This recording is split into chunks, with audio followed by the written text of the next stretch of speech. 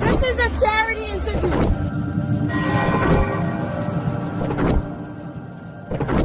People like, oh, it would be so hard to undo all the corruption that exists within the system. No, it's actually relatively easy. Oh, I need to hear this. How? It's not America first to set the conditions that will later harm America. Yeah, just creating new terrorists for the future. I think that's right. And look, I mean, anybody who is honest and looks at what's happening in Gaza right now has got to be absolutely sickened by it. That's where the hollow earth theory starts coming in. But now we have another, just another provide the other end of that. Hollow earth is they're hollow saying flat earth.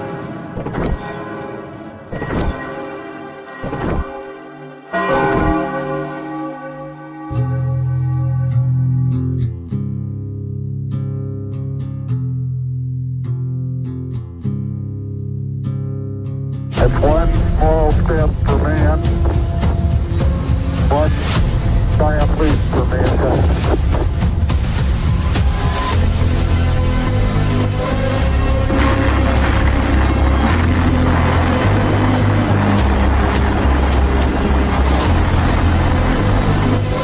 Now I am become death, the destroyer of worlds.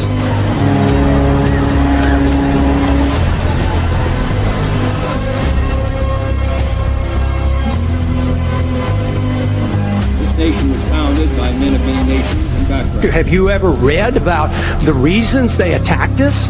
They attack us because we've been over there. Ignition sequence start.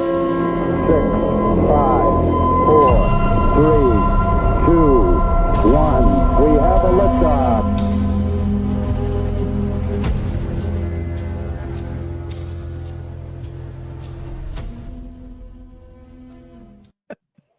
I forgot you added I'm going to that. be laughing for a couple episodes at that part. It's taking a while to get used to it. What's up, Doom Nation, and welcome back. You are listening to the Two Doom Men podcast. As always, it's Skaggs and yours truly, the captain, and we have another special show for you today, episode 301. Hope you guys tuned in last week and got to see the live party for episode 300. Hope you got to check out the Blind Tito's taste test, the cigar review. We had one hell of a party, and that was a lot of fun, boys. Now, back to business. Skaggs, why don't you introduce everybody that's here? Yeah, so you might remember Justin is back from Live Bearded Productions. He's in the bottom right corner. What's going on, guys? Justin's going to be our resident vape head for this episode tonight on the Doom Nation side of things. He's going to be our interpreter. Yeah. And then we're joined by the VapeIQ guys, Jesse and Josh, going to be joining us.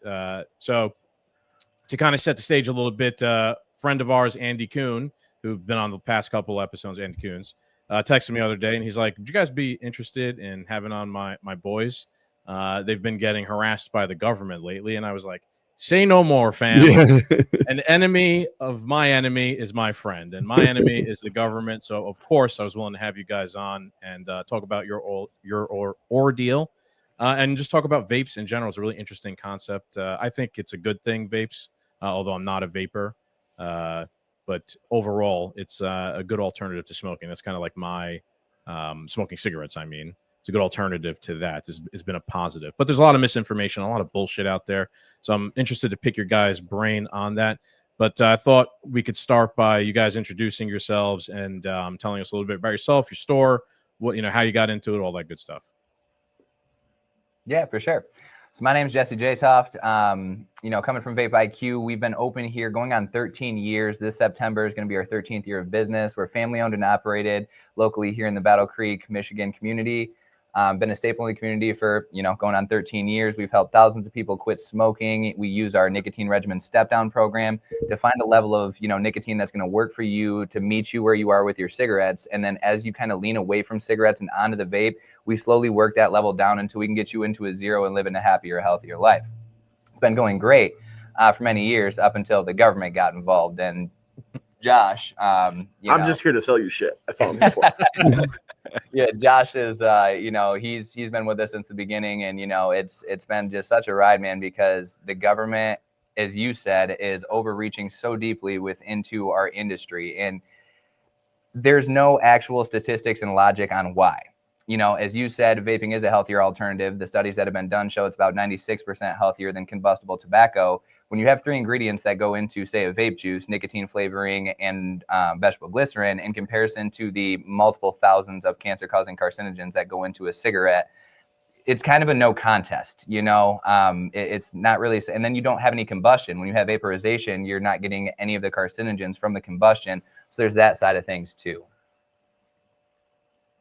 Yeah, that's interesting. I'm the type of person who, I'm a libertarian, right? So I can't stand government regulation for the most part. But personally, I could give you guys like a quick anecdotal point. Like the other day when we were doing our episode here in person, we're drinking, we're smoking. I'm not like the healthiest person in the world, right? But I do care about like random chemicals and shit like that. And the captain, at some point during our episode, he tried to pass me a vape pen, an oil pen. Yeah. And I was like, I'm good, bro. I'm good. And it's not because I don't want to get fucked up. I did get fucked up during the episode, right? But like, I tend not to trust those sorts of things just because I don't know where you bought that, what the fuck is in it, or how it's going to affect me. Even my like, stuff's just too strong for you in the moment or long term. So like, there is a place, at least in my opinion, for like some healthy skepticism, of course, of any new product or anything that you're putting into your body. I just tend to think that like government regulation ends up usually. Dude, they're not worried about what's going in our body. Yeah, usually they end up, selling you the both ends of the things that harm you or heal you, right? Or they push those things on you. So, I'm with you, brother. I actually respect your opinion on that. I mean, we're not really here to get people to vape. If you never vape or smoke, you shouldn't do it. You know, that's our whole sell. We want to get you off of nicotine completely because it's just it's a crutch. It's an addiction. We all know addictions like demons, man. So if you come in here like I've never vaped, I never smoked, believe it or not, we're going to tell you should probably just leave. I mean, you have no reason to be here, really. And what you just said, I mean, it ties right into what we do. You know, we are that local business that's trusted, FDA regulated, and actually, you know, holds true to the standards that should be held up. All the government does when they start putting these limitations in and closing people like us down is create a black market influx where people are then buying products that aren't regulated with no standards, that are made with, you know, ingredients that should not be used, such as the vitamin E acetate that was used in the illegal THC cartridges that were being manufactured. I believe that was in Wisconsin. So when all of this had gone down, the mainstream... You know, my doctor actually had to ask me the other day if we put vitamin E acetate in our juice. The misinformation, right. That's a doctor. Yeah, it was a GI doctor. An 8-year medical degree that has no idea about this, but is still, I'm sure, talking to their clientele about, well, you shouldn't be vaping. So go back to smoking. It's like, you know. So let's start from the beginning. When did the government get involved? How did they, you know, what specifically did they go after? And then what did it change for like you guys? Because, you know, we were talking before we started rolling where you were like, every week we had something new to do and try and all this stuff. And now you're saying like vapes drop, like, you know, PlayStation 6 is coming out. Yeah. Yeah, so I mean, if I remember, the bill dropped what, 2016, right? I believe it was August 8th, 2016. Yeah, so that dropped down. It was an immediate money grab. I mean, as quickly as possible. They wanted us to file a bunch of PTMAs. It was all about lab testing. It was just an immediate money grab. Nobody really seen any repercussions from it. Probably for like, I don't know, the first 2-3 years. And that's when the FDA started stepping in. I don't think they were getting the money they were looking for. So they started stepping in. And we watched, I think we had like 7 or 8 vape shops here in Battle Creek alone.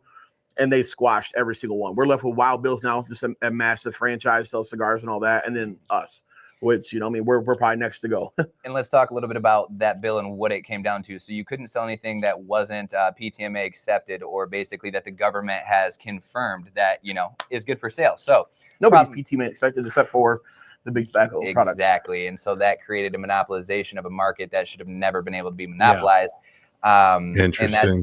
Yeah, and so when that had all come down, basically it was what you have is what you have. You have to register it. You cannot create anything new. You cannot change anything. And so it's like, okay, on top of that, for each flavor that you have, each nicotine level and bottle size is a different category, right? Even though it's the same liquid, because it's a different level or size bottle, you had to submit testing for that as well, which was approximately $10,000 per nicotine level and flavor. 10 to 30 grand. 10 to 30 grand. Yeah, so like us...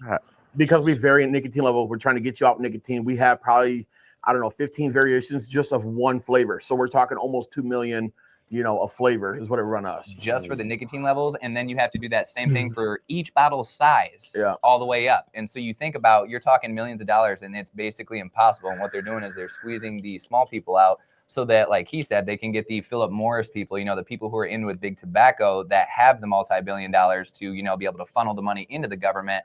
Those are the only people they'd like to see in the end, that's able to do business, basically. Wow, that makes a lot of sense because I've seen it firsthand, like buying vapes, seeing all the local stores close down. Like literally in the neighborhood, I used to go to like these 5 or 7 stores. Within 1 year, they all started shutting down one after another. And the sad part, man, is that was somebody's life savings and livelihood. Yeah. That was how they paid their bills, sent their kids to college, and they were just a staple in the community, helping people like yourself get off of cigarettes and just being that educational, platform. 100%. And then the government stepped in and just rips the carpet out from underneath them. And it's not like, hey, there's logic behind this. We've done some studies and it shows. So the studies that they are doing have, like we were talking about, it shows that vaping is actually 96% healthier than combustible tobacco. Well, that was the Royal College, which the UK has embraced vaping. If I remember right, they actually allow your insurance to cover your vape over there. They have vape really? shops. Wow. Yeah. Yeah, as well, like a safe. So your insurance card goes and can buy you a vape over there, or like let's say, it's like if you're here, a you can cigarette get, like, smoker or whatever. Yeah, and you want to, and you're like, you tell them, hey, I want to start weaning down instead of, like I guess over here maybe I don't know, do they maybe cover like nicotine pouches here? No, no, they don't cover shit over here, huh? Fuck. So, yeah, I mean, maybe like Chantix, like the patches or something like that, but they're not going to cover a vape because it goes directly against, Look at Chantix. I mean, it causes severe depression in people. It's not exactly that useful. I mean, it does help, but it comes at major risks. And another thing too, always follow the money, right? And so follow the money. And We look know. at the UK. The UK is not indebted to Philip Morris and big tobacco and these bonds and stuff for the cancer that they caused in the States over time. We are. And so that's where the difference in government opinion comes in. Like if the viewers want to know, like, well, why is one government so different than the other government? The same studies have been done. It's just one is follow the money, they're not indebted, and one is indebted, and they're seeing a drastic decrease in the lining of their pocket when it comes to cigarette sales. As you can see, Justin, you probably smoked a lot of cigarettes. I smoked a lot of cigarettes. Josh smoked a lot of cigarettes. We no longer smoke cigarettes. So what does that do? We are 3 people on this podcast of 5. And that is how much money they lost just from us. Now imagine across an entire United States. I mean, vaping has completely skyrocketed. It's a problem. Yeah, I do got to say it is interesting for, I mean, as the group, Justin came into my life in 2015. That was like 10 years ago. And back then, I mean, everybody used to smoke cigarettes, and then vaping started. Now, in the group, whenever we do something, cigarettes are only broken out maybe on the guys trip to Montauk to be extra degenerate. Everybody either vapes or has the Zyn pouches.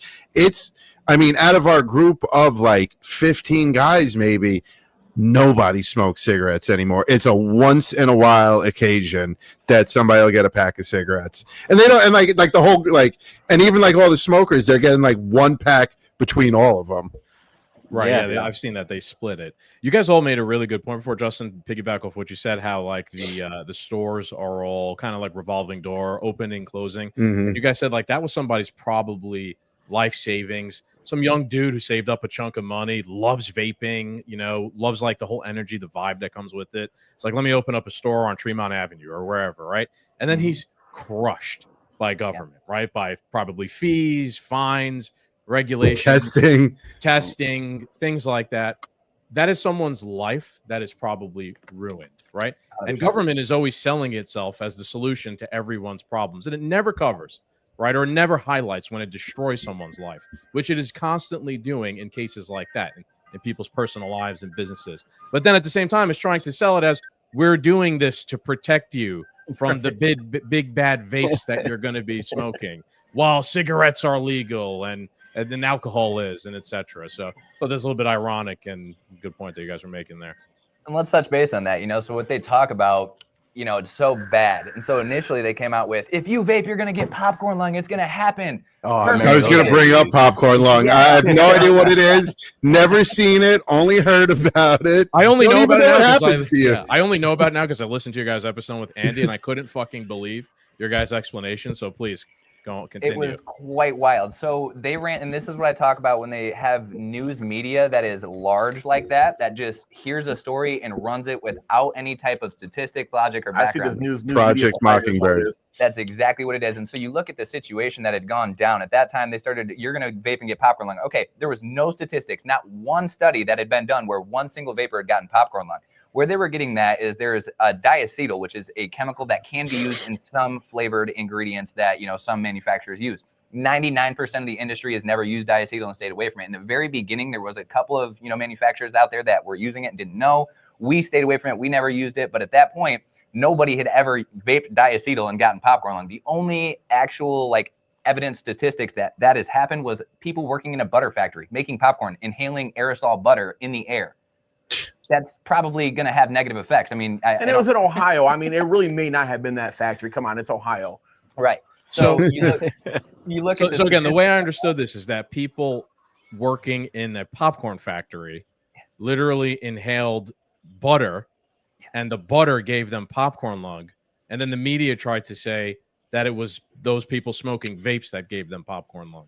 I never even verified that they got popcorn lung from the butter factory, to be honest with you. That was just where this story spun from. Yeah. And then they tried to flip it to vapes. And so immediately, you know, regular people like us, like do research and logic and actually look at things and ask questions. And so we started looking at it, and it was like, no vapors ever gotten popcorn lung.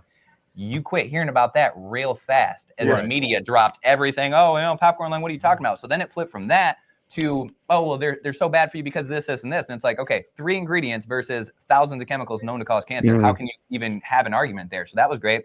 Then they flipped to, it's because of the kids. It's because of the flavors. No, we got to protect the children, yes. Yeah. And it's like, okay, so, I mean, you were all over the age of 21 in our high school years. We all spent some time in a cornfield somewhere. You guys are from New York. You might have had, you know, an alleyway instead of a cornfield. It could be different. But in our area, we had cornfields, and we'd go and we'd have a Blue Raz bottle of Smirnoff, Burnett, something like that we're drinking and half dead in a cornfield somewhere. But there's no regulation or legislation going for that whatsoever. And let's talk about. Look, I just got to say something real quick. I've explored New York a lot. There's a lot more farmland there than what you know. I've never been, so there's a lot. Once you get out of the boroughs, it's a different world I'll up be there. honest with you, you know, I'm consistent. Like, I fucking hate the flavored vodkas and the flavored whiskey. Yeah, but there was a point in your life where you did drink them. When I was an idiot and I know what I was doing. Or like, you know, when we were like 17, me and Big Luch, who was on last episode, and he was drinking like that Bacardi coconut rum. I used to drink all that crap. That shit is not real coconut. It's some sort of coconut flavor. And he was thrown up over the edge of a fence. I had to call his parents, all that stuff. Like, who knows what but that stuff's all legal. It's available everywhere. Yeah, right. Like in the Bronx, everybody was drinking stuff like that back in the day. Hell yeah. Quarter waters, all that shit. What, you know, the thing that we just drank last week, Chris, what was that? Oh, the purple drink. Purple drink, whatever that was. It was Big Sip Jugs or something. Yeah.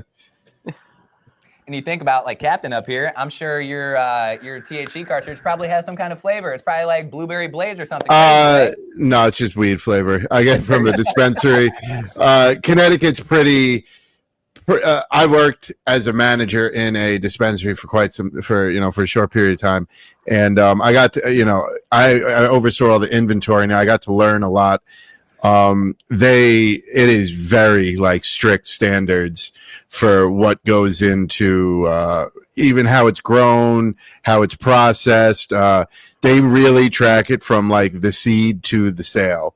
So there's a lot of restrictions. So there's no real flavoring or any additives like that. Catchphrase, seed to sale. Seed to sale. Yeah. Pretty good one. So here in Michigan, it is a little different. I'm assuming probably, regional, but here they use like terpenes and stuff. And so you'll have like, blueberry blaze and all these different flavored things. And it's like, but we are the problem because we're somehow advertising to kids like us adults don't like Blue Raz. I have a blueberry and cream flavor here. I love blueberry personally. Yeah. My brother loves strawberry custard. So we have our own things. I don't like the taste of tobacco.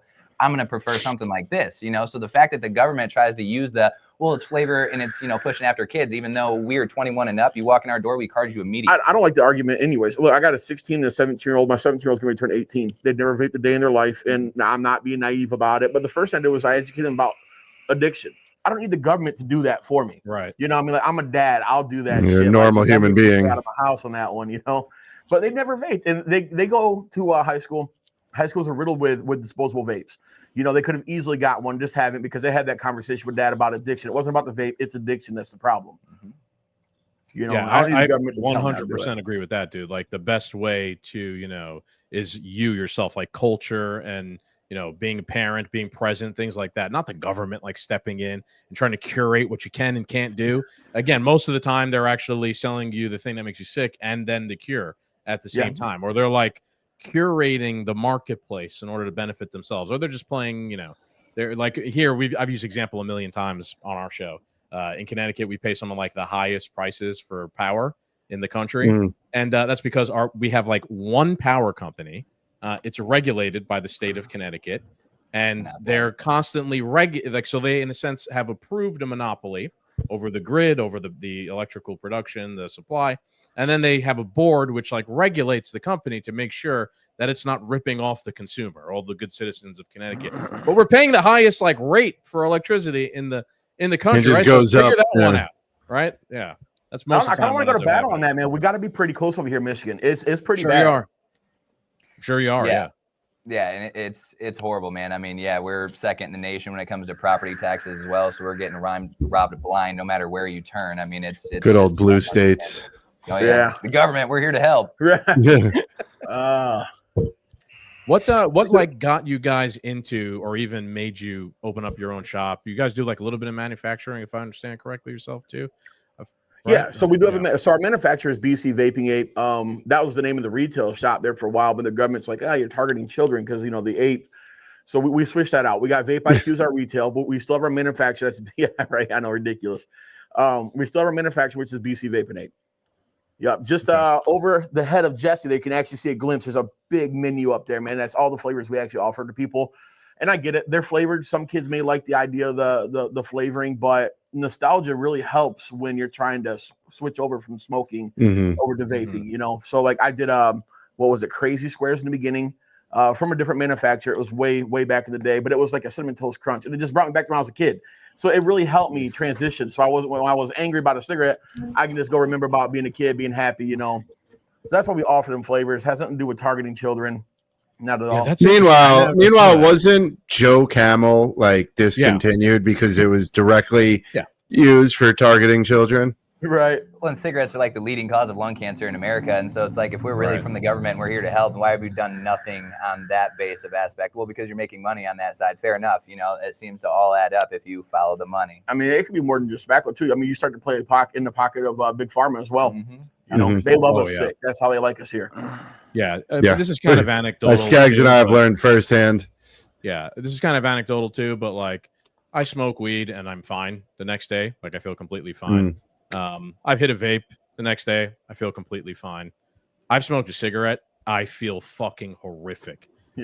Yeah. But during, immediately after, and the next day, though, like I'm coughing up. So it's a bit of anecdotal evidence, but like my body's trying to tell me something there. Like here are these 3 vices you might participate in, and you do 2 of them. They're still vices, and they're probably not good for you, but you feel pretty fine after.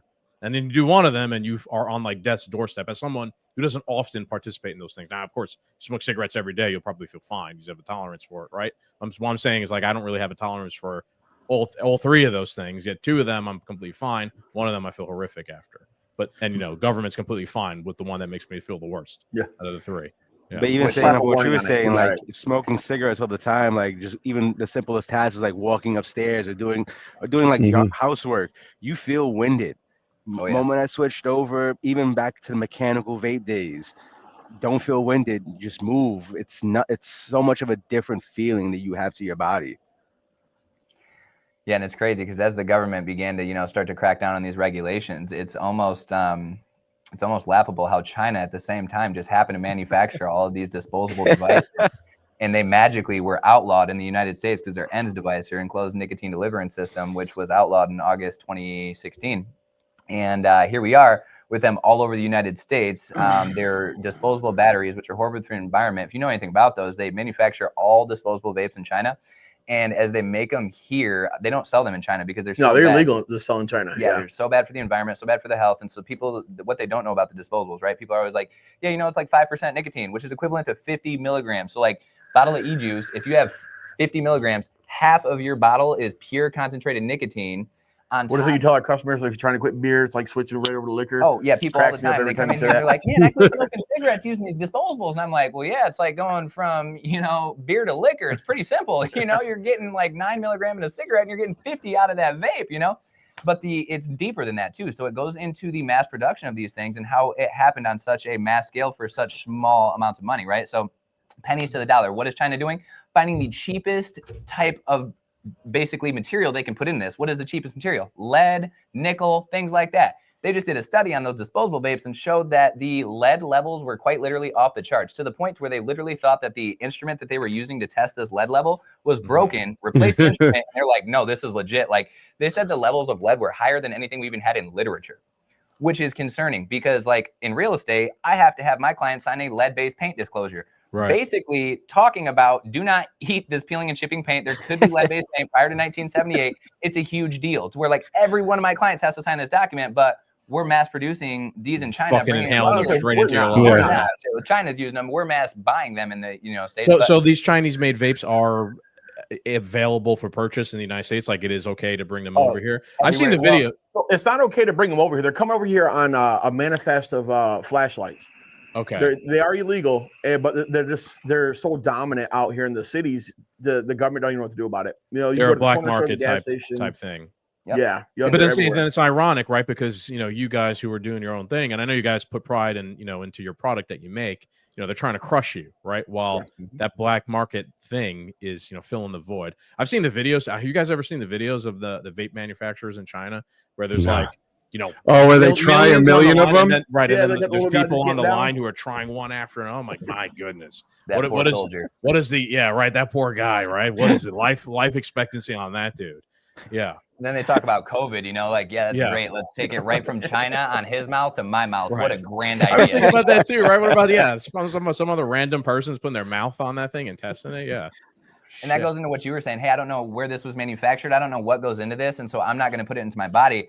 Unfortunately, 99% of America does not have that same attitude, man. So when these disposables came about, because they're sold at a store, people just feel they're safe, right? And so we're here to educate them. We let them know, hey, man, this is actually 50 milligrams of nicotine. And they're like, well, yeah, whoa. They say they're 5%, right? And people don't know any better, They don't tell them their actual 5% equals 50 milligram. Very deceiving. And so, when they first came out, I was even naive to it. I was like, oh, what a crazy idea. If I'm going kayaking or something, I don't have to bring my device. I can just bring this little guy. I tried one. Yeah, what a great idea. Got home, took a hit. I felt like I just smoked a pack of cigarettes. I couldn't breathe. I'm sitting there wheezing on my couch. I'm like, dude, I've vaped for 6 years. I've never wheezed. I felt healthier than ever.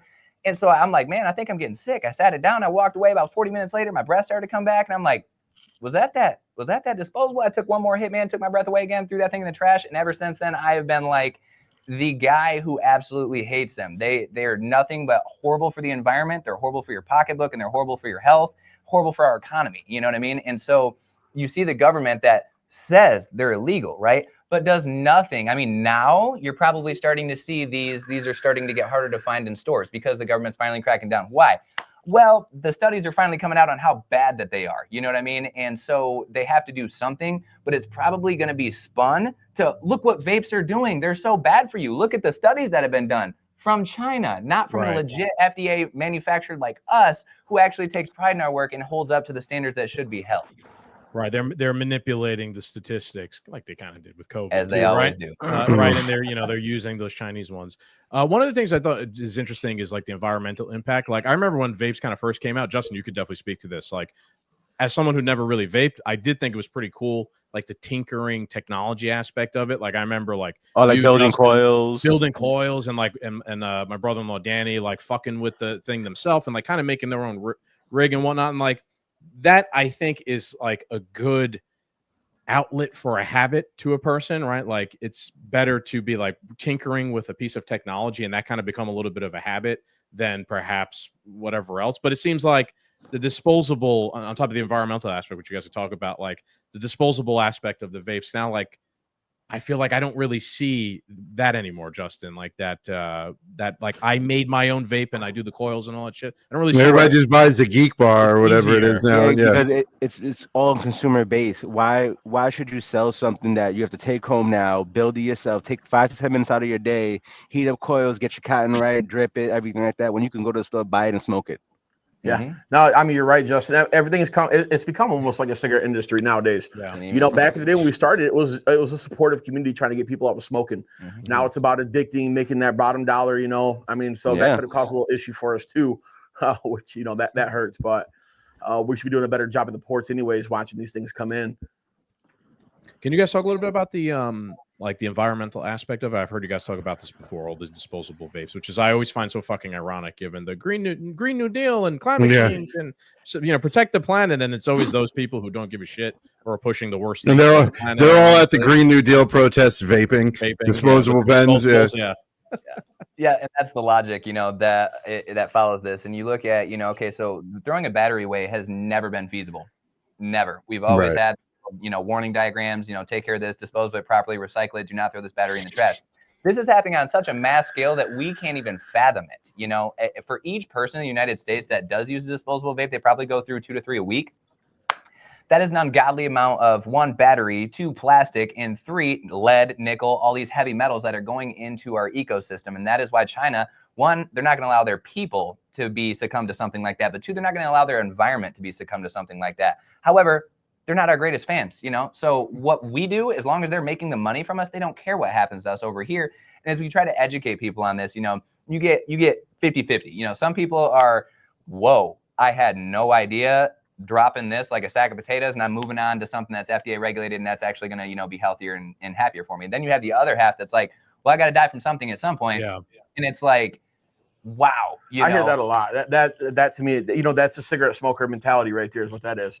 You know, we're all going to die from something. You're like, I love to smoke. Trust me, I'm a smoker, but I love harm reduction. I don't want to die from it. It's what my brother always says here. You know, I love to smoke. I just don't want to die from it. It's a great example because I do, man. I have to have that hand to mouth. That's why the gum doesn't work for me. That's why the patch doesn't work for me. However, I'm not looking to die. I'm not looking to inhale something that has, you know, multiple thousands of cancer-causing carcinogens when there's something with 3 ingredients that I can feel is 10 times healthier for me. And the fact that the government is trying to remove our ability as adults to make this choice for ourselves is absolutely astonishing to me, because we should have the ability to make our own choices and educated decisions based on the information available. You can make your own choice as long as they get paid from it.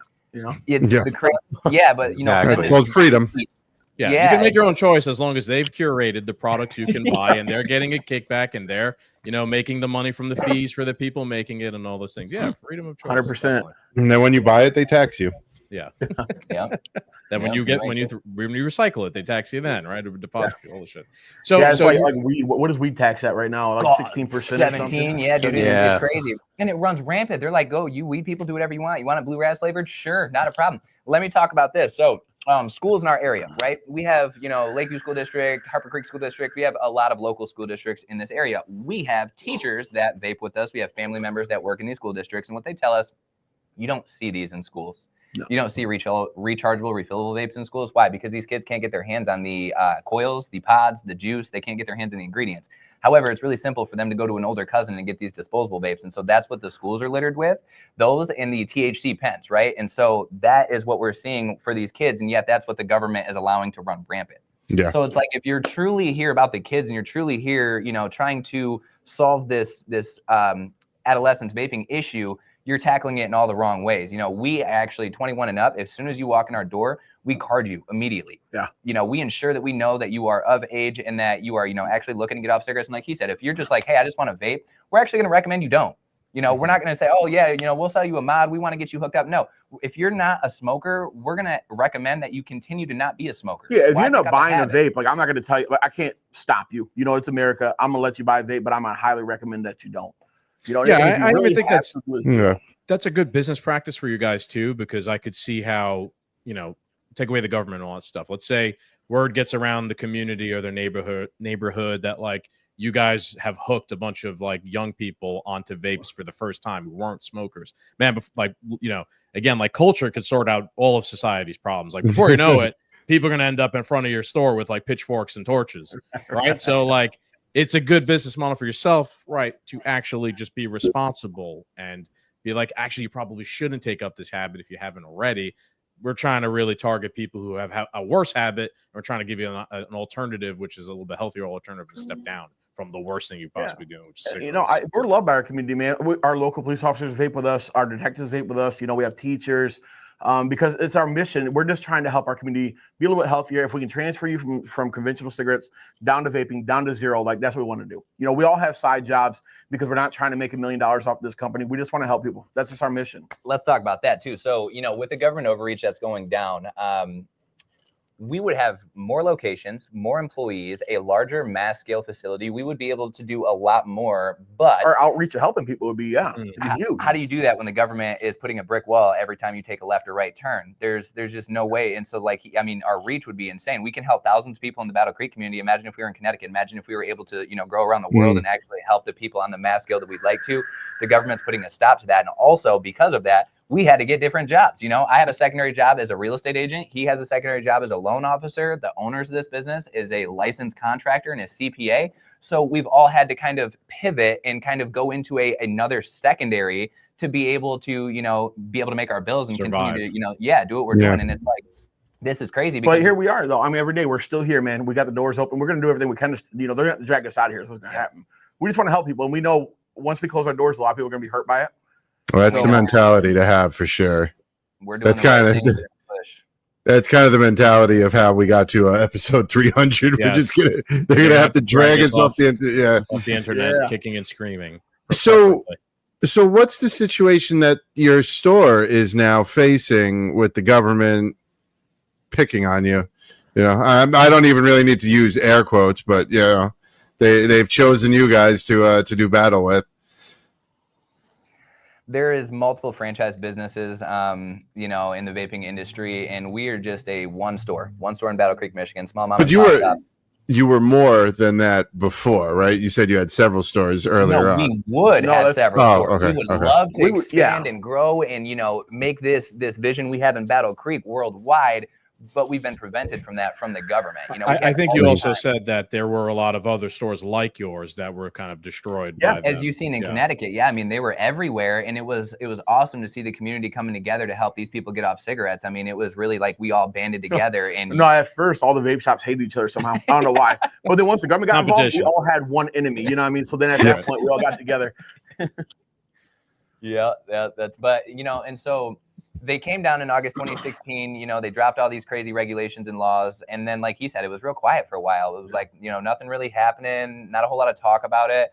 Then out of nowhere, you start to see, you know, the government coming back into play when, you know, they random FDA stops, man. We've had, 3 in the last, like, I think 16 months. And they don't even know that the other one's been here to visit. No recollection. They're not keeping record or nothing. They can't find the last person's notes. Like, it's crazy. Yeah, we're just here to give you a visit. Oh, you guys are just here. We don't have any record. What? You know what I mean? So it's like. Oh, the last guy actually came from New York. They're just going to keep showing up until they catch you on something. It's like YouTube. It keeps telling me that I'm not a real person. I have to keep re-verifying myself. Right? Like we have no record, even though I've already given them my driver's license multiple fucking times. Yeah. You know, no irony there. There's definitely a connection to the government through YouTube. To be real. So anyway, sorry. Yes. Yeah. This last gentleman that stopped in, he was from New York, and this guy, I don't know if he's going to be the real deal first or not. He might be our make or break guy. From what he said he said that we're not in regulation, which we are. What it is they want their lab testing, you know, $30,000, multiple different variations for 500 flavors. That's just not something we can do. And they're all food grade elements, right? They've all been tested by the manufacturer we buy from. We don't buy from some side company or something like that. You know, these legitimate companies we get from. We don't put additives in. You don't see us, you know, getting the stevias and that kind of thing like some of the other guys do, but. We keep it just, you know, strictly plain Jane easy. You know what you're getting in your juice, you know? So, but this last guy though, he makes it seem like he's going to be the last stop, and he's like, you'll receive a letter sometime. So we'll see what happens. Exactly? Hopefully. Like, what does he mean by that exactly? What do you think he means by that? Cease and desist order is what he's saying that we should be seeing. Which, I mean, you know, if it wasn't the Connecticut, you know, regulations that were going down and people just, you know, didn't want to put up the fight anymore, you could have seen that in your area as well. You know, basically they're coming in and they're putting a foot down and shutting your doors and telling you cannot operate the business with no reasoning behind it. It's weird. It's weird over here because literally right across the street from me is that smoke shop. That remember, Skaggs, we got like the bad, like the skunk, like garbage feed from them. Yep. Again, so Captain poisoned me. Yeah. Hey, I poisoned myself from there too. They blindsided me as well. But dude, they're not allowed to like sell weed, and they definitely get like third party crap, like you were talking about before. But over here, like when they get caught, literally their inventory gets taken, they get a fine, and then the next day, like they just rebuy inventory, and they're back up to just the same shenanigans that they just got in trouble for. It hurts with just a little that they have to shut down the business. Yeah, they got to pay a fine, and they get the illegal inventory removed, and then no joke, within not even 7 days, you could go back in there and just go buy whatever crap that they were selling beforehand anyway. Yeah, Lansing, here in Lansing, Michigan, when weed first became legal in Michigan, that was kind of like the capital. Well, it is the capital of Michigan, but it was like the capital of weed. There was like a store in every corner. I mean, 70 plus stores. Is that a doggone down? I mean, there was one store in particular that I remember walking in, word on the street was they were getting ready to get raided. And I mean, they're, just a normal business. They're licensed, they're open, their operation just like they should. I walked in, I asked them about it. They said, I haven't heard anything on that. Next thing you know, that Monday they got raided, and they sure did. They sold that building, opened up with a slightly different name right down the road. But those business states level though, I mean, we're messing with the feds, man. Yeah, they're not playing with us. Yeah, and they operate, I mean, on such a mass scale with the marijuana. Those guys are knocking $100,000 a month probably, so for them to way more. Oh yeah, 100%. Honestly, I wish they'd make that federally legal too. I feel bad. There's a lot of guys out there who own companies. They can't buy homes because at that point you're dealing with the feds and it's federally illegal. So I mean, they're making good money, but you can't buy a house. Yeah, it gets fucky, right? Like you can't even put it in a bank because banks are federally chartered. And it gets really complicated what you could do with your money. So if I understand your guys' specific scenario correctly, in a sense, they're basically telling you whatever you guys are making or mixing, if you're in order to get that approved, you guys got to pay like $30,000 in a sense almost every time in order to get that approved. And you guys saying we can't the squeeze, we can't afford the squeeze.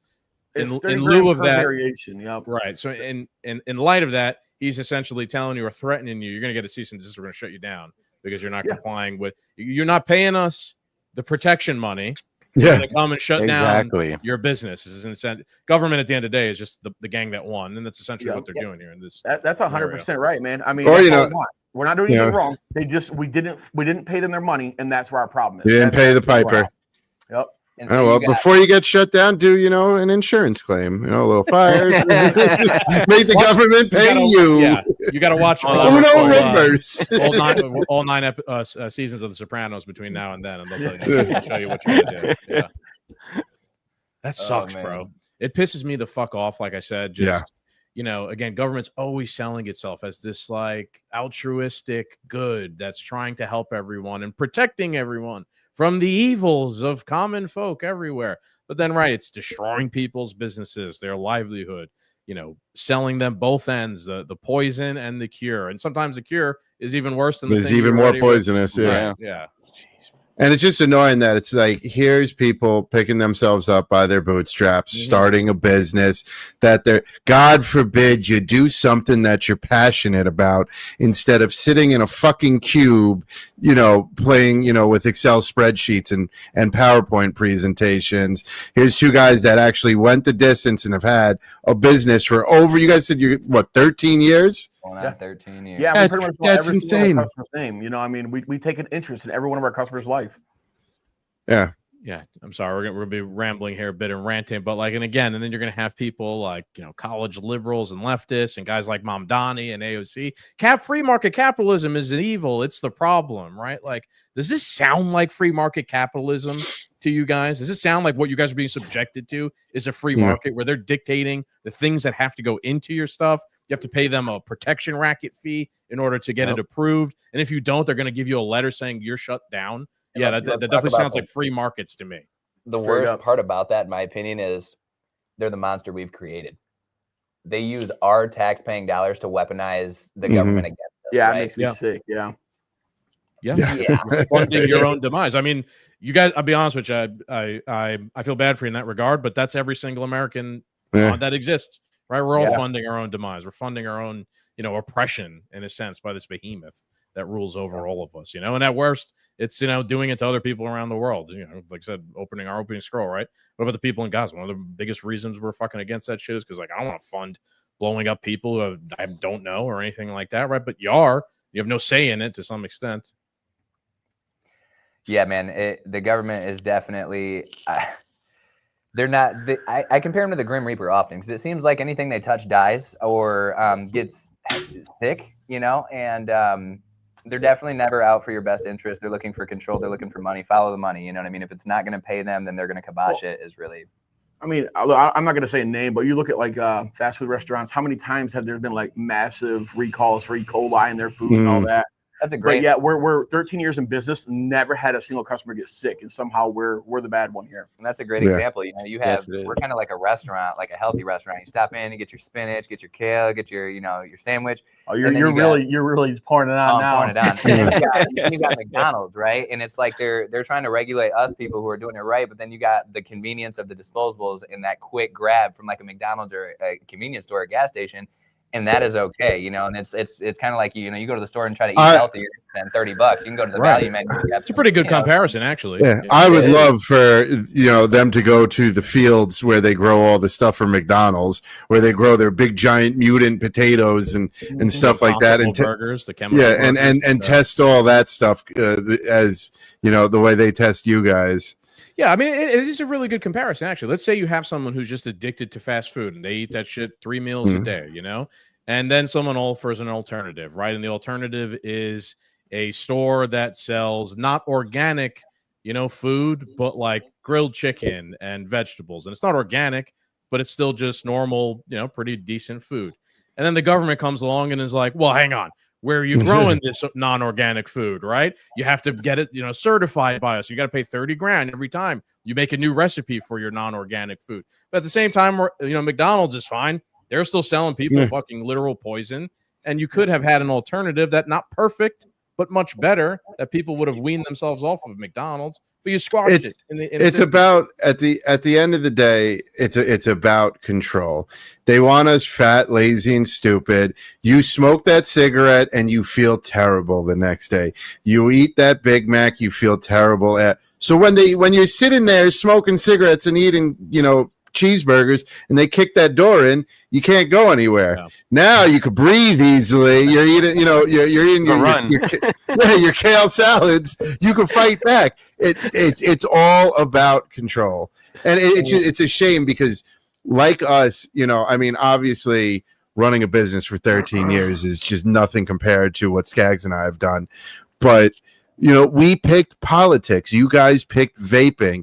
They're not pretty cultures. They're not classier. I don't even want to say classy or whatever, but like they're looked at in a negative light. Where I always said, if Skaggs and I picked any other topic to make podcasts over, episode 300 would have been shot on an island, like the kids videos, right? For like opening toys with, you know what I mean? Like that's in and if you guys were selling smoothies instead of vapes with all your different flavors in the smoothies, we wouldn't be sitting here right now. It's just unfortunate that we pick these topics that the government has this ability to push back on. Well, yeah, and you look at the topics. I mean, what you guys do, you help people. I mean, we all know the big media right now is just for hire. Yeah. So trying to get any kind of honest feedback is so hard to do nowadays. So you're helping people. That was the same thing behind our mission as well. So basically, we're demonized just for trying to help, just for trying to care about other people. The government doesn't like people doing good. Yeah, if we were like McDonald's and like you said, just crippling people, they'd be all about it because it fits into their bill with Big Pharma and all that, what they're trying to push on people. And it's sickening to see them take it to the extent, similar to like your energy situation. We're in some monopolization, and basically you've had these smaller businesses that have been completely cut out, and this is who's going to make the money because the government says so, because it fits the bill. And that to me is not America. It's farthest thing from America, and I feel like we're getting closer to 1776. Yeah. I mean, I hope so. Vapor die. At this point, it seems like that's the only way anything's going to change in this. Yeah. I want to harp real quick on one more point. To go back to the fast food thing. Have you guys seen that like Burger King Impossible Whopper thing and how it's sold as like the healthy alternative to a regular Whopper? I mean, if you go and look at like the ingredients that's in, and like I've never had one. I will never eat something like that. But like I've smelled one before, and it almost smells identical to a regular hamburger, a regular Whopper that they sell, right? But like if you'll go look at the chemicals that are in an Impossible Whopper, there is no way that is healthier than like a hunk of cow, right? A salted hunk of cow. Like that's definitely healthier. Beef, salt, fire, terrible for you. It's all in the verbiage. The local, and I won't even name names, the fast food chains near me, they say nuggets, not chicken nuggets. Right. It's not. Yeah. Clever marketing strategy. Well, did you guys ever hear that natural flavoring is not natural flavoring? It's actual natural flavoring is its own ingredient. And in some cases, I heard this shit on like Tim Pool, that it is ground up beaver gland anus glands or something. I've heard something about that. Yeah, they got a lot of crazy ones like that, like mascaras made of bat poop and all that good stuff. I've heard a lot of, nothing that I've come to find actually brings that to light. Now, maybe there is a flavor or something out there in the world that, does have a correlation to that, but nothing that I'm aware of.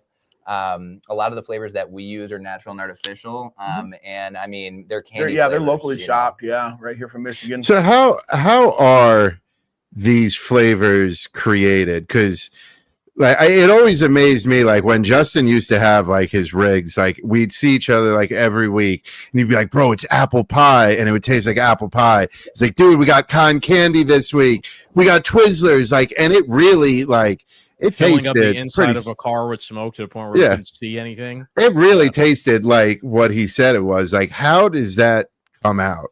What's the chemistry behind that or whatever? Trial, error, and there is art behind it for sure. Yeah. And we all, it's kind of like food. If you want to make a really good Chipotle chicken pasta, it might take you a couple runs. You're going to have to tweak a couple of things, to get it right where you want it. But it just comes about having that passion for it and having that, that true want to, hey, I'm going to achieve this and I'm not going to stop until I do, you know what I mean? And you just keep going. That maybe your first one was just apple, maybe the second one was apple pie and just without the cinnamon, you know what I mean? And you just kind of get closer and closer until it's like, this is it. Mix it. But it's like actual apple and cinnamon go into this at all, or just natural and artificial flavoring. Okay. So you're not actually like busting down an apple or something. Right. That'd be the most natural way to make. Yeah. In the beginning, there were people, and this is where the standards and regulation is so important. There were people who were putting Everclear inside of their e-juice. Like, brother, I remember those days. Yeah. Dog, that's a problem. The guys who smoke liquor over here are recoiling in horror. Yeah. We years ago actually. Not proud of this one. Yeah. No, not either. This was a one and done thing for us. We somehow found out. Don't try this at home. Don't try this at home, folks. You could smoke liquor, like if you put it in like a bottle and pressurize it with like a bike pump, and then like it pops, and then you could smoke the the liquor vapors. And we did. It was horrible. It was a terrible idea. My 17-year-old son sitting over here, and I can see him right now getting ideas. I'll kick your ass. Sorry. I'm sorry about that. Do not do full disclosure. Don't. As dumb as we were much younger at the time and dumber, and as dumb as we were at the time, we were like, that was definitely not smart. Yeah. You get fucked up like that immediately. And and it's not. It's just Normally, you consume liquor. Like liquor is at least intended to be like processed through your liver. Like doing it that way, it's just going directly into your lungs and your bloodstream, and in a sense, definitely not the way it's intended. You'll throw it up, and it ain't helping. No, it's still in you. It's still in you. Yeah. Oh God, that was a terrible time. Yeah, vaping would have definitely been healthier than that. We do these dumb things so you don't have to do them. I know. Correct. No trial and error, like we said. Yeah. Yeah, it's just crazy to see where this has gone, because in the beginning of the industry, everybody just banded together. Like you said, it was like a hobbyist. You know, people really enjoyed it. It was a lot of people fun. together. There's definitely a life to it. There's definitely a lifestyle around it that, you know, it fit into a lot of other lifestyles, gaming, cars. You know, it was able to connect to a lot of different lifestyles. So kind of in summary, or a question for you guys is, you know, this is a conspiracy-minded show in general, but let me run what I would consider my conspiracy theory on vaping and on this whole mess that the industry finds itself in. Do you guys think that, you know, the big tobacco, big chem companies, you know, like Philip Morris, etc., I'm not exactly sure. Like, are they making their own vapes or not? Do they? Are they big into that? From what I know, they do have a brand. I couldn't even tell you what the brand is. It's one of, I believe, the only ones who have actually been accepted by the government, and all of them come from Big Tobacco. Okay, so if this, you know, sings a tune of where the government's trying to go and how they're going to get there, it's pretty straightforward. I mean, you see them squeezing us, you know, little guys out, but then, you know, Philip Morris and all that, you don't even hear about the back end on that. And another thing to talk about too is, you know, after August 2016, you couldn't make anything new. Okay. That was one of the regulations. No new stuff, can't change it. All this stuff from Philip Morris is just like popping up, right? And so, like, they weren't even around back in 2016. God knows. So way after 2016, but it's like, this is okay. They've paid us the money, right? That's where it comes down to. Or maybe they haven't paid us the money, but we're going to allow it because we're in cahoots with these guys. They're part they'll make it on the back end. We wear tinfoil hats too, bro. Don't worry. You know, sometimes, dude, you can take the foil off and it's just legit. I mean, this is real life. And I think the deeper we get into this and the more, you know, the media tries to spin absolute insanity to people, the easier it is for people to see through the smoke. And I mean, for me, I have people, you know, when they come in here and they're like, you know, it'll be like a husband and a wife. The wife's looking to get off cigarettes, and, you know, she's done some research on vaping, and, you know, she's liking what she's seeing. She comes in and the husband's like, well, I just heard that stuff is so much worse for you. And it's, you know, this, and that. And I love them customers, actually. It gives me a chance to talk to them about that. It's great, you know, because we can educate them, but it's like, come on, man, you know, like just amount. Well, it's always the fear of the unknown. So real quick, just to go back to my grand conspiracy, because I get to finish my thought completely, but it seems like the big tobacco companies really haven't leaned into making their own products to compete with all the other vape things that are going on right now. Now, the natural order of progression in technology and human society is that there is a thing we do or a product we sell. Then someone invents a better product that's cheaper, better for you, works better. Then all the companies usually adopt that new thing. They make it better. They sell it to everybody. But it seems like, for whatever reason, the biggest companies in this market seem to not be like leaning into that. Do you think that's because they are trying to squeeze out all the competition from the vape, you know, like local independent vape industries, while at the same time protecting the cigarette market because they work in tandem with like big pharma and etc. Right now, like, they're not invested in a healthier alternative coming about, right? Because even if they were to sell you that healthier alternative, their friends, their investments in big pharma are going to suffer because people aren't smoking cigarettes anymore.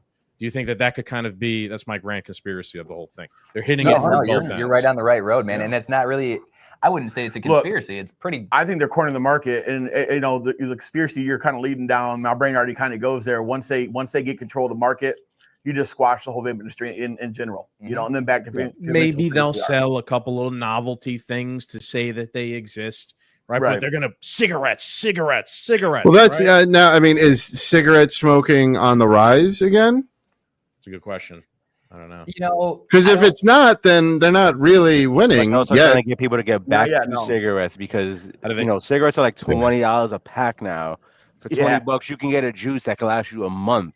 And it tastes like garbage, man. Like, I used to smoke cigarettes and it was horrible, but like on the rise, what's on the rise is disposable vapes. Yes. And now that those are starting to become harder and harder to find, I think this is where we're about to hit a crossroad, right?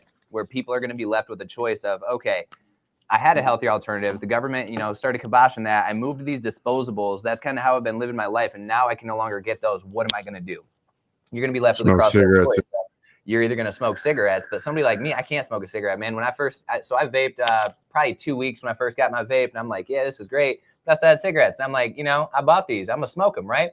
So I lit one up, and about 3 hits into it, man, I'm like, oh God, like I'm gagging, dude. And I'm like, Right, you first light a cigarette, that paper is always horrible. I'm like, just get a couple more in, man. Third hit in, I'm like, ugh, like gagging. I put the cigarette out, the smell from the ashtray and everything that hit me, I threw the ashtray away, threw the cigarette away, and I will never smoke a cigarette again. But so I'm happy you got that, but they really do got a good idea, because I was a cigarette smoker for a long time. I've been a vapor now for 10 years. I was a 2-pack-a-day smoker. Did a lot of traveling through Connecticut. We know a big truck. Through the Bronx, got lost one time, scared the crap out of me because big trucks don't really belong there. But I think about cigarettes constantly still, even after this long. If they were to take them from me, it's gonna be a fight for me not to go back. I mean, the only thing that's probably gonna keep me from going back is the fact that they destroyed something I loved. But right. it's still a fight for me on a daily basis. How long do you smoke? Oh, like 20 some odd years. 2 years. 20 years, 2 years, right? Right. So you look at the demon's still alive in me, man. Yes, but look at I was able to stab the demon, put him in the grave, and never look at him again. You know what I mean? If I had to go 18 more years, like if they removed this market, you know what I mean? I'm going to end up in his shoes. These kids are going to be forced with, okay, well, I'm just going to keep stealing my mom and dad's cigarettes then. And 20 years later, having dreams about these cigarettes because they cannot physically, I mean, it's so addictive. They say it's harder to quit cigarettes than heroin, I believe, correct? You know, that's just crazy to me. And it's like, why are we still able to sell this? We just put a label on it and let people know it's bad. What? You got a general warning. It's all right. Why can't we put the sell warning label on the vape pen then? We do have to do that. We have to have it not only on vape pens, but in our windows, all of our store. Jesus. But you guys saying that though, it's funny because everything out of overseas, they sell cigarettes with massive warning labels, like what it can do to your body and stuff like that. Literally. But here, there's like very small print of warning. This can cause cancer. Dude, when I've gone to Italy, you could buy a pack of cigarettes and it says on it "Il fumo uccido," right? Which means in big letters, big fucking letters.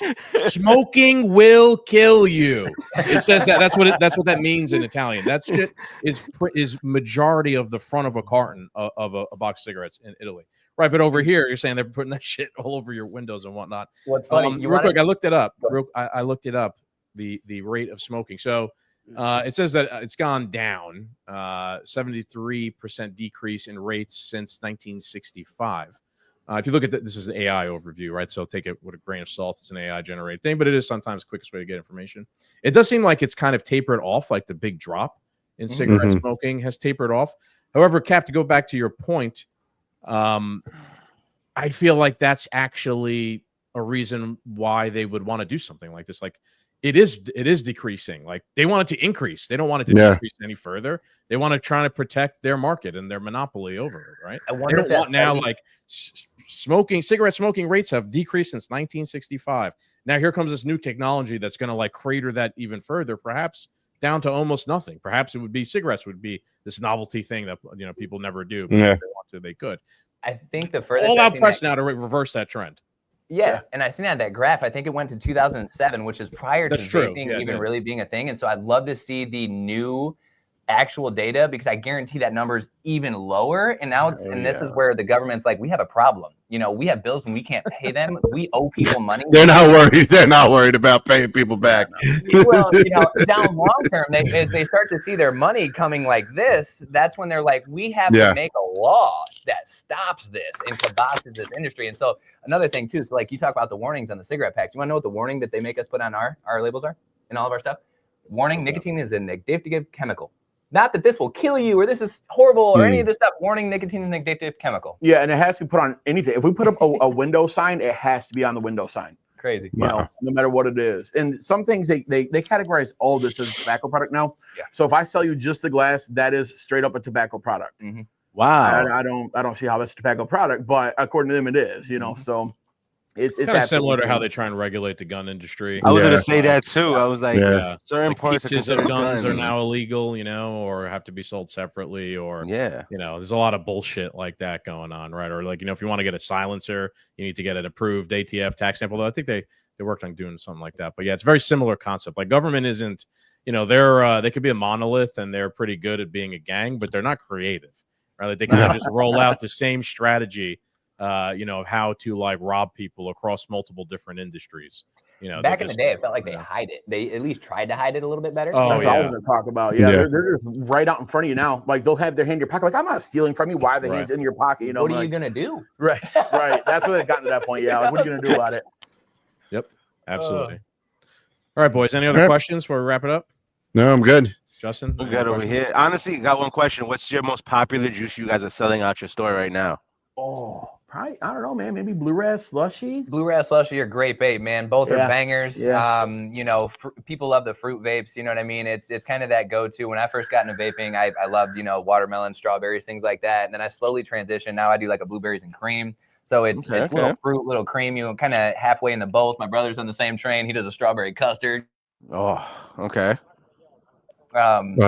Just one thing for the record too, our median age of customers here is probably about 50 years old. Yeah. So, you know, this whole thing of, we're selling to teens and all that crap. Like, no, I mean, it's mostly the older generation. They just want off, man. They want away from the cracks, you know? Yeah. And one more question too for you guys, a real good one. You're just getting into, right? You're trying to quit. You're just getting into the vape world. What's a good starter vape to pick up? We got a lot of options when it comes to that one, man. That's hard.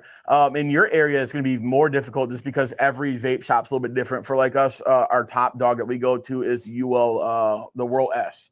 We have them for like $10, man. It makes it easy. We kind of break even on it, but to get you in to help you transition, pack of cigarettes, $10, you know. So we'll get you a vape for $10, and you can get started that way. That one tends to do pretty well. Couple of my favorites are, you know, Vapepresso. They got a really good name for themselves right now because they've been attacking the disposables and modeling themselves. They've actually come up with their own disposable lately. I'm super disappointed. So Vapepresso's watching. I'm disappointed in that. Yeah, that's kind of rough. Like, their units are really good. You don't need to get in the disposable game. But they have like a cross kit. They got cross 2, 3, 4, 5. Any of the cross kits do a really good job. They're going to be an auto drag, rechargeable, refillable vape product that's going to resemble a lot of the disposable vapes. You can go for a Horizon Tech Talon kit. You know, that's another great company. Those are great starter kits that he said, you know, going to be 14, probably less than $15. Going to be right around the pack of cigarette price, but you can refill it and recharge it. And that's what's great about us is like, you know, you grab a 60 mil from us and you can get a 60 mil for $12.99. Looking at a 60 mil, actually you can get one for $10. So you look at, you know, grab a $10 60 mil and you have, say, a, you know, 2-3 mil pod. You're going to refill that thing 30 times in a 2 mil pod, right? And so that's going to last you an extended period of time, sometimes weeks, sometimes a month, sometimes longer. And say that guy was smoking a half pack or a pack a day at $10 a day.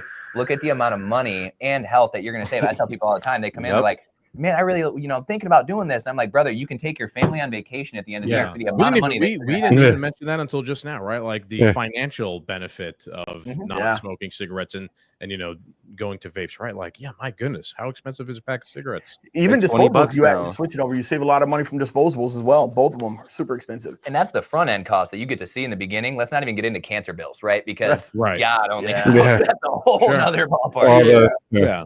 From like the consumer, from the individual's point of view, it's nothing but positive. But if you turn around and look at it from the government's point of view, it's like, oh no, that's fucking with our racket, right? We can't allow that to happen. Cancer is going to go down, and you know people are going to spend less money on taxes. Oh no, we have to crush this. Pretty easy way to show that this is a better option. The government hates it. Yeah. And then what's going to happen if they continue? And then if they continue down this train of thought or this path of destruction that they're on, what is going to happen? Okay. You're going to have products like this that are removed from the market, shops and people like us that hold the standards removed from the market. And what are people going to be left with? They're going to be left with black market research on the internet, people in basements, like in, you know, the THC. DIY is already a big thing, you know? Yeah. People can do it right from home, but again, you don't know where you're getting it from, if you're getting it from a valid source or not. It opens up a lot of risks. So we really hope that it doesn't happen, but it's looking like it's going to. And there's a lot of trial and error. And like he said, there's an art to this. And so if you don't know the amount of nicotine that needs to go into a vape and you try to make your own juice, that could make you severely sick and have all kinds of other potential issues. Oh, and then the media will just ride that out. Like, look, he made it himself. Oh, they're a danger to themselves. Yeah. Get themselves a bonus for that one. Yeah. Crazy, man. All right, so why don't you guys shout out your shop, where people can find you, your website, whatever information you want to put out there. Yeah, so we're here in Battle Creek, Michigan, 664 Capitol Avenue Southwest. We're VapeIQ. You can catch our website at myiqstep.com. myiqstep.com. We use that because, again, you know, we want to get you off the nicotine if we can. Come see us. We'd love to help you out. There we go. Their website. Yeah. And if you're not local from the Battle Creek area, what we'd like to say is support your local shops. Go out there and, contact your representatives. We can't reach you. I'm sorry. The government says no. It sucks, so contact your representatives and let them know that you should have the right to have this choice as a, adult American of harm reduction. Also, support the local shops. Try your best to get away from those disposable vapes and educate friends and family, because all three of you probably have within your close, relative friend group, probably at least 3 people who are using those disposable vapes that have no idea the concentration of lead that goes into them, have no idea that it's 50 milligrams of nicotine, and have no idea what they're actually putting into their body. Come join our Facebook group. Join our Facebook group. Yeah, so we actually have a Facebook group. It's called Ape Vapors, APEVAPORS. It's a private group, so you'll have to request to be joined. As long as you're 21 of age, we'll happily let you in. A lot of education happens on there. We always, we're trying to stay up to the cutting edge of what's happening in the vaping industry in the world. And that. Even just come and share your story. We love to hear it. Yep. Yeah, I joined your group. I just posted this on Facebook into your group there. There you go. Perfect. Very good. Very good. All right, guys. Jesse, Josh, thank you guys so much for coming on, sharing your story. Justin, thank you for joining us and being our local vape head. Doom Nation, I hope you guys enjoyed this episode. Will we be back next week? I don't know. You got a business trip, then we got vacations. Something will be coming out. Do not worry. Yeah. Do not worry. Something will be coming out. We will see you guys soon. As always, make sure you like, share, and subscribe. Everybody say adios. Adios. Adios. Adios.